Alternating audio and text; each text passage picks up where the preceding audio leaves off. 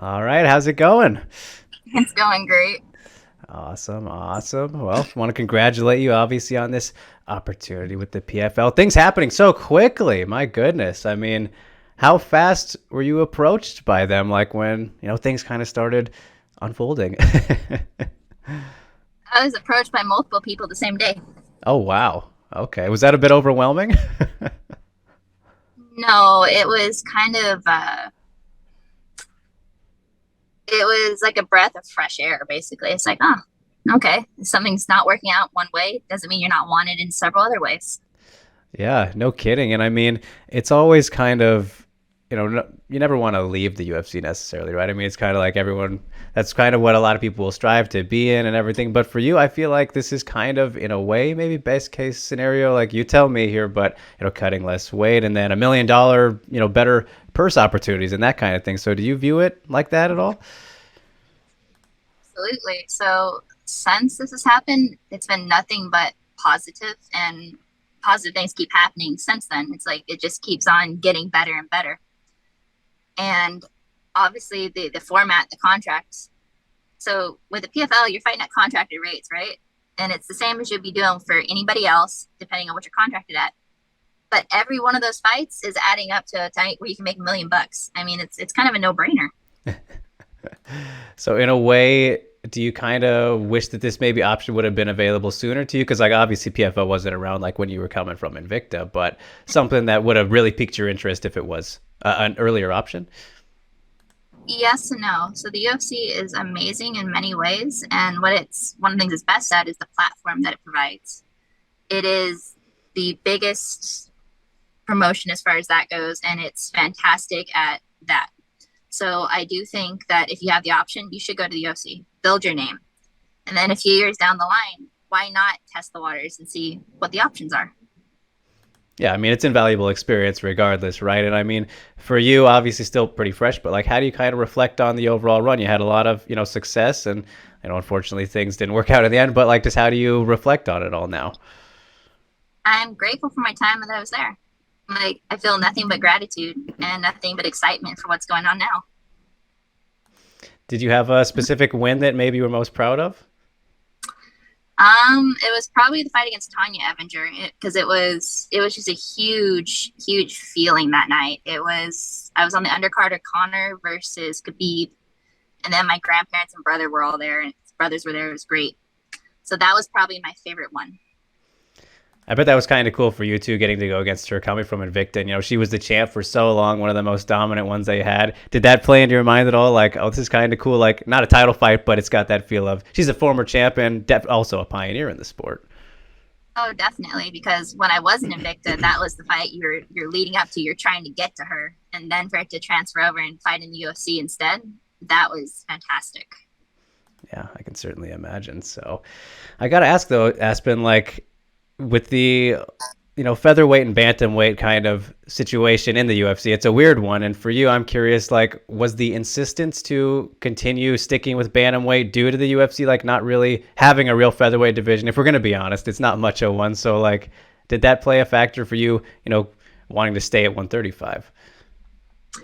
100%. There wasn't opportunities for me at 145, and this last one was just kind of the straw that this is what did it. I'm not going to try it again, and it's 145 from here. But yes, the reason I was at 35 is because I was not presented with opportunities at 145, and that's just not what they're interested in. Yeah, I mean they've made that pretty clear. I think it's safe Yeah. to say. But I'm curious though, like when you signed with the PFL and everything, were there any talks of joining right at 155? They already have that, or was it just instantly 145? Here you go. So yeah, when we first started talking PFL, that was what I was assuming. We all know what weight classes they have. It's Hmm. like, all right, 55s. But no, they wanted to do the 45 weight class, and they were coming to that conclusion that they were going to do it right at the same time I became a free agent. So that all this kind of worked out perfectly time wise. Yeah, no kidding. And do you know if they'll be keeping the 155 though? Like it's always nice to have plenty of options for the women in general, especially as the sport continues to grow. But do you know anything about that that you can share? I don't, but I don't see why not. I think it all depends on Kayla, honestly, because that's her division and exists because of her. And a lot of their 45 or 55ers will probably drop to 45, but I don't see any reason why not to keep them both. Yeah. Yeah, of course. Like I said, always good to have the options. And, you mentioned Kayla there too, which I got to wonder, right? With everything happening so quickly, you're already being linked to her. And I got to wonder, is that already annoying? And I say annoying because of the fact that she's not going to be in the tournament next season. She's going to be a part of the pay-per-views and whatever. So if you guys do fight, it would have to be presumably not a part of the tournament, right? Which is going to be your focus. So is it annoying or flattering, I guess, with all things considered and how that could possibly come to be immediately? It's not annoying at all. And it's kind of like the obvious thing when somebody else joins the promotion. And so, no, not annoying and kind of exciting. So, will we meet? Honestly, I think we will. But it completely depends on her and the PFL and when they decide to make that happen, if they decide to make that happen. I'm all for it. It's an exciting opportunity.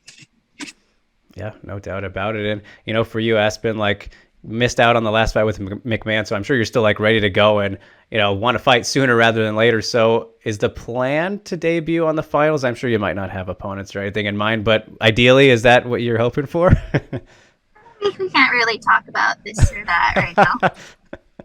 All right, fair enough, fair enough. So we can leave that up to perception. But with Kayla too, and on the finals, taking on Larissa Pacheco, who I don't know if she was in the UFC at the same time you were in at bantamweight, but obviously she's been doing very well recently now, and this is gonna be their third fight. So I don't know if you've kept up with her, but just what are your thoughts on the upcoming lightweight title fight? I think Kayla's going to win it again, probably by decision again. But we'll see. I think Larissa's gotten a lot better over the years for sure. I think she was in it probably right before I was because I don't remember her name when I was in the UFC or when I was coming up in it. But I could be off there. I could be off. But yeah, no, she's doing very well for herself now. Yeah. Either way, your guys' paths didn't cross, so that's just where we're at now. But for you, Aspen, too, like heading into this new promotion and all the exciting things that come with it, like I'm sure the motivation is high as is, but I gotta wonder, like coming off the losses, is that something you consider too, or is it like just completely clean slate, fresh start? How do you kind of view everything in that regard? I'm looking at this as a completely fresh start, clean slate, new start. Let's go handle it and get back to business. Get back to what I know that I can do.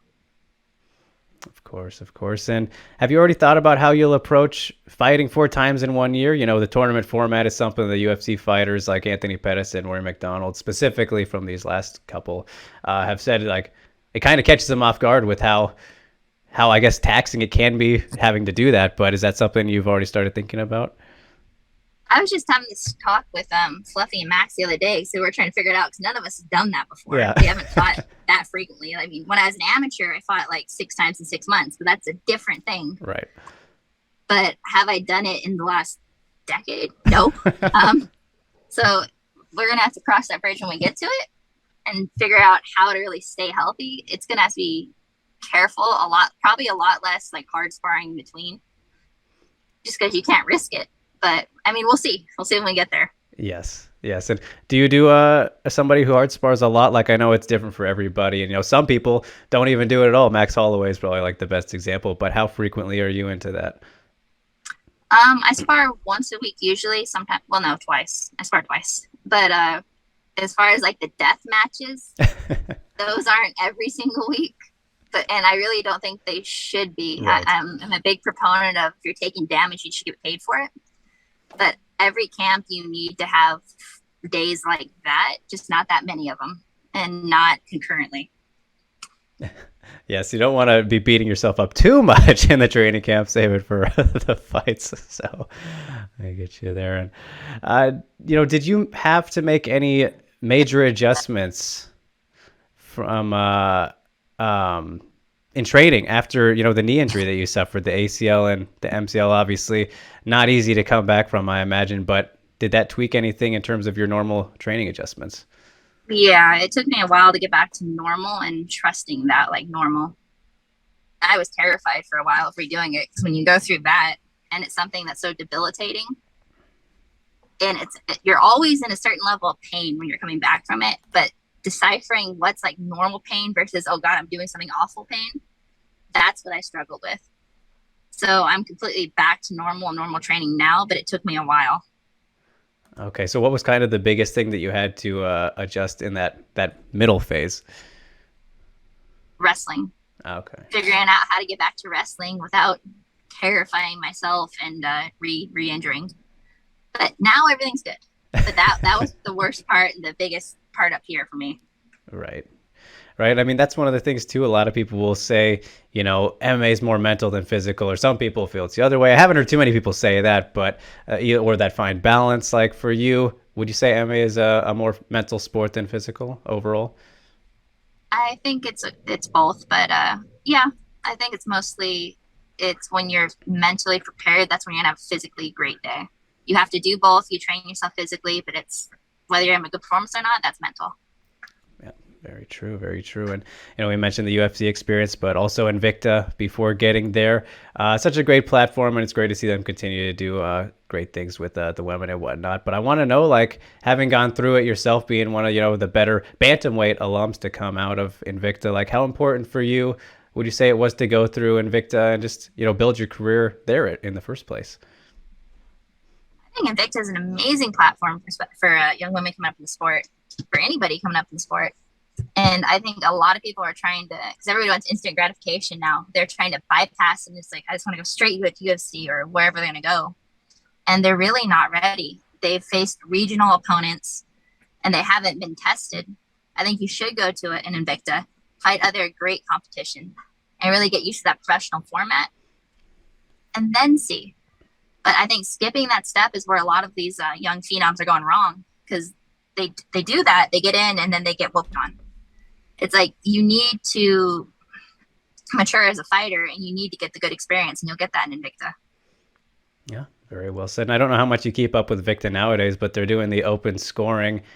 How do you feel about that? It's a controversial topic a little bit, especially with all the questionable decisions we have in MMA in general. But do you like it? Or are you against it? What do you think?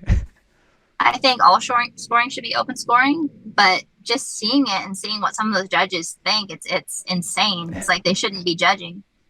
Like my teammate Autumn Norton was fighting for them, and she beat the crap out of this chick in the first round. And the open scoring shows that she lost the round. Like she dropped her multiple times, like beat her up. And it's like, what were you watching? So it's frustrating, but I do think it should be there just because it lets the fighter know that, hey, this judge is retarded and we need to work harder.